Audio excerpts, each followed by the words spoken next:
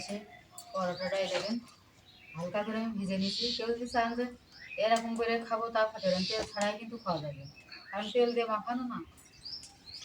যারা এই যে অল্প তেলে মানে পরোটা খাতে চায়, কয় না যে তেল বাদে খাবো, তারা মাটার ভিতরে তেল দিয়েছি না, এভাবে ভাজবেন, দেখবেন যে তেল বাদে হয়ে যাচ্ছে। কোন পরোটাটা কি সুন্দর ফুলেছে।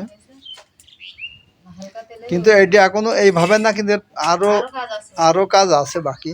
ডিম পরোটা যেহেতু কিন্তু ডিম যায়নি, নুদরাম্মু ডিম কেমন ভাবে দেয় এটা দেখার বিষয়। আপনারাও দেখার ইসি থাকেন, আমিও দেখছি।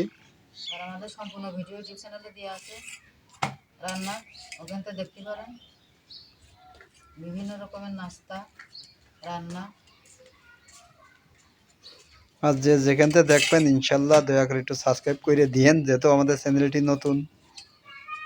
এই যে এটাও ভেজে নিলাম, আরেকটা আছে আপনাদের দেখানোর জন্য, এইগুলোই যথেষ্ট, আমি পরে আবার বানাবো, আগে আপনাদের দেখাই। আর যে যে ভাইয়ারাও আপুরা ভালো ভালো কমেন্ট করছেন তাদেরকে অসংখ্য ধন্যবাদ, যারা করেননি তাদেরকে অনুরোধ করছি কমেন্ট করার জন্য। আমার এই তাওয়াটা কিন্তু রুটি সেকতে খুবই ভালো হয়।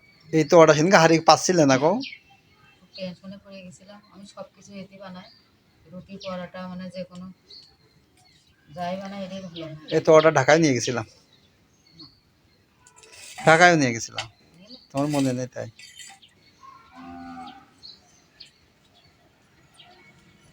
যেখানে যায় সেখানেই তো অর্ডার নিয়ে যায়।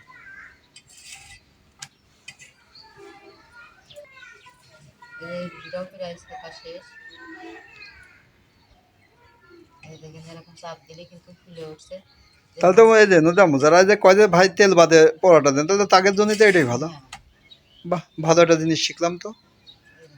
আটার ভিতরে একটু তেলটা বেশি দিলে মানে রুটিটা খুব সুন্দর হবে। আবার এই কি হবে জানো, রুটিটা খুব নরম হয়। খাতেও নরম হয়, মানে সব ধরনের লোকই খাতে পারে, মুরব্বী লোক দিয়ে সে বাচ্চা কাচ্চা সবাই খেতে পারবে।